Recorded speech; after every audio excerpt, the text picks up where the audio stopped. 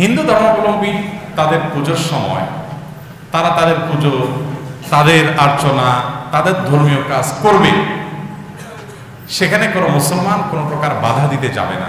আসসালামু আলাইকুম।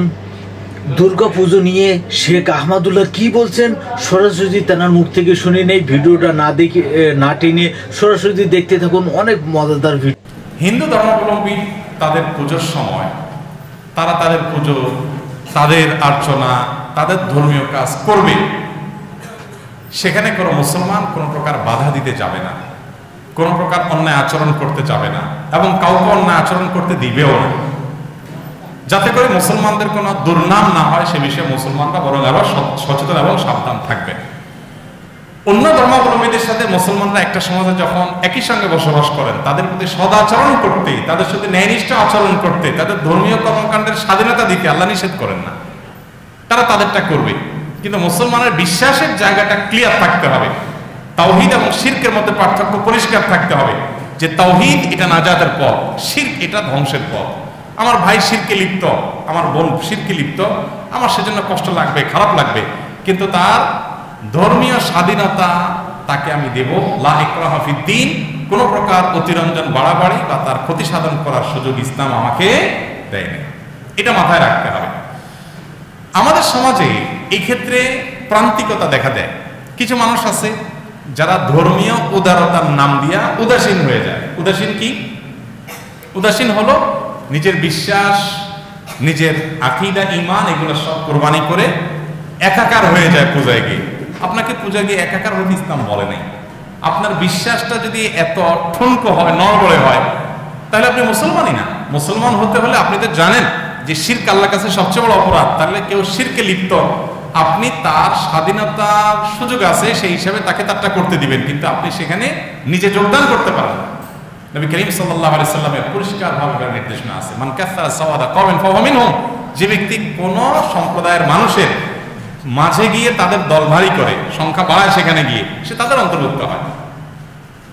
আব্দুল্লাহ মাসউদ রাদিয়াল্লাহু তাআলা পরিষ্কারভাবে কোথাও শিরক হলে সেখানে যেতে নিষেধ করেছেন। অতএব আমরা সেখানে গিয়ে মাখামাখি করা এটা উদারতা না, এটা উদাসীনতা। আপনার বিশ্বাস সম্পর্কে উদাসীনতা। আপনি মুখে বিশ্বাস যা করেন, কর্ম তার উল্টাটা করলেন। আপনি ঈমানদার, আপনি তাওহীদে বিশ্বাস করেন, আপনি শিরকে অবিশ্বাস করেন, শিরকে হারাম করেন, আপনি সেই শিরকে লিপ্ত হলেন, এটা জায়েজ নাই। অতএব এরপরে আমাদের দায়িত্বশীল হতে হবে এবং সচেতন হতে হবে। আমরা বাড়াবাড়ি ছাড়াছাড়ি দুইটা মাঝামাঝি অবস্থানে থাকবো না। আমরা এরকম কোনো অন্যায় লিপ্ত হতে যাব যে তাদের কোনো কাজে আমরা বাধা দিব, আবার না সেখানে মিশে আমি একাকার হয়ে যাব। তাদেরটা তাদেরকে করতে দিব, স্বাধীনতা দিব, কিন্তু আমি সেখানে মাখামাখি করতে যাব না। সর্বশেষ প্রশ্ন, একজন পিতা তার ছেলেকে বলছিলেন যে তুমি যদি আমার অবাধ্য হও কিংবা আমার মতের বিরুদ্ধে বিবাহ করো তাহলে আমি তোমাকে ত্যায্য করব। পুত্র বাবার কথা শুনে না এবং তাকেই বিবাহ করে। বাবা তাকে ত্যায্য করে এবং বাবা তার সে পুত্রের কোনো সম্পদ দিয়ে যায় নাই, তার অন্য পুত্রকে দিয়ে গেছে। এখন ত্যায্য পুত্র কি সম্পদের হকদার হবে? দেখুন, সন্তানের জন্য বাবা মার অবাধ্য হওয়া সেটা গুনাহের কথা। সন্তান কেন বাবা মার অবাধ্য হয়েছে এই জন্য আল্লাহর কাছে জবাবদিহি তাকে করতে হবে যদি সে যৌক্তিক কোনো কারণ ছাড়া অবাধ্য হয়। কোথাও যদি বাবা বিবাহ করতে নিষেধ করেন আর সেখানে বিবাহ না করার মধ্যে বিশেষ কোনো ক্ষতি যদি না থাকে, তাহলে সেক্ষেত্রে বাবা মার সে আর্গুমেন্টটা মানা উচিত সন্তানের। কুফু বলতে একটা জিনিস আছে, অর্থাৎ সামঞ্জস্য। বিবাহের ক্ষেত্রে পারিবারিক সামঞ্জস্যের একটা ব্যাপার আছে। এখানে বাবা মা অভিভাবকদের সে থাকার অধিকার রেখেছে ইসলাম। আপনার মনে চাইলে একটা মেয়েকে প্রথম দিন বিয়ে করে ফেললেন, বাবা মা বাধা দিল, ইসলাম এটা বলে না। হ্যাঁ, বাইল কাগজে কলমে বিয়ে হয়তো হয়ে যাবে, আপনি একজন প্রাপ্তবয়স্ক পুরুষ হয়ে যাবে আপনার বিয়ে, কিন্তু কাজটা অন্যায় যে আপনার বাবা মার অবাধ্য হয়েছে। হ্যাঁ, যদি বাবা মা আপনাকে অযৌক্তিক কারণ নিষেধ করে, যেমন আপনি একটা দিনদার মেয়েকে বিয়ে করবেন, তারা দিনদারি চায় না, তারা দিনদারিকে অপছন্দ করে, তাহলে সেক্ষেত্রে বাবা মা কথা শোনা জরুরি না, আপনি দিনদার মেয়েকে বিয়ে করবেন। কিন্তু বাবা মা বলে যে তুমি দিনদার মেয়েকে বিয়ে করো, কিন্তু এই দিনদার না ওই দিনদার, আমি এইটা চাই না ওইটা চাই, বা এই মেয়েকে আমার সমস্যা, তুমি অন্য যে কোনোটা রেখো, তাহলে সেক্ষেত্রে বাবা মার আর্গুমেন্টটাকে আমলে নেওয়ার সর্বাত্মক চেষ্টা থাকা উচিত সন্তানের, না হলে সন্তান গুনাহগার হবে। সন্তান গুনাহগার হলে, ত্যায্য পুত্র হলে হয়তো সন্তান সম্পদ পাইল না, এর চেয়ে বেশি ক্ষতিগ্রস্ত হবে, কারণ সে আল্লাহর কাঠগড়ার আসামি হয়ে যাবে। এবার আসা যাক বাপের পার্টে। বাপের পার্টে আসলে বলবো, কোনো বাবা তার সন্তানকে তেজ্য পুত্র করার সুযোগ ইসলামে নাই। প্রচলিত আইনে থাকতে পারে, ইসলামে তেজ্য পুত্রের কোনো সিস্টেম নেই। ইসলামে সন্তান সন্ততি বা পরিবার পরিজন আত্মীয় স্বজন তাদেরকে তেজ্য মানে ত্যাগ করার কোনো সুযোগ নেই। 3 দিন রাগ করে থাকতে পারে, চিরকালের জন্য তোর সাথে আমার সম্পর্ক না, যা তোর আমি চিনি না, আমি তোর তুই আমরা চিনিস না, এরকম সম্পর্ক ছিন্ন করা আত্মীয় স্বজনের সাথে কোনো যুক্তিতে কোনো কারণে ইসলাম কখনো জায়েজ করে নেই। এটা মাথায় রাখতে হবে।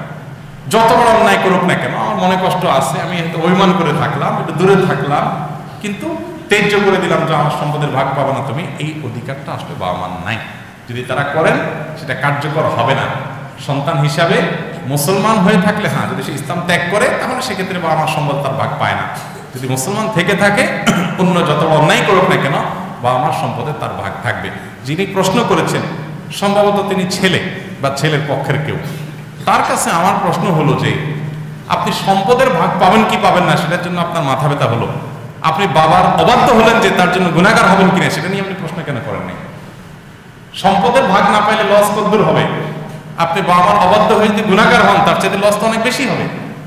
এখান থেকে বোঝা যায় যে জাগতিক বিষয়টা আমাদের কাছে বড় হয়ে আসছে, দিন আমরা বুঝি নেই ভালো করে। আল্লাহ আমাদেরকে বোঝার তৌফিক দান। আসসালামু আলাইকুম প্রিয় ভাই বন্ধুরা, ভিডিওটা শুরু থেকে লাস্ট অবধি দেখার জন্য অনেক অনেক ধন্যবাদ।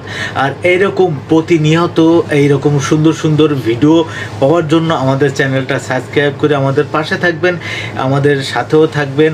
অবশ্যই নিত্য নতুন ভিডিও আপনাদের জন্য আমরা নিয়ে আসবো, তাই সেই দোয়া রাখবেন আর ভিডিওগুলো বেশি বেশি করে শেয়ার করবেন ভালো লাগলে। তা ধন্যবাদ, সবাই ভালো থাকেন, আল্লাহ হাফেজ, আসসালামু আলাইকুম।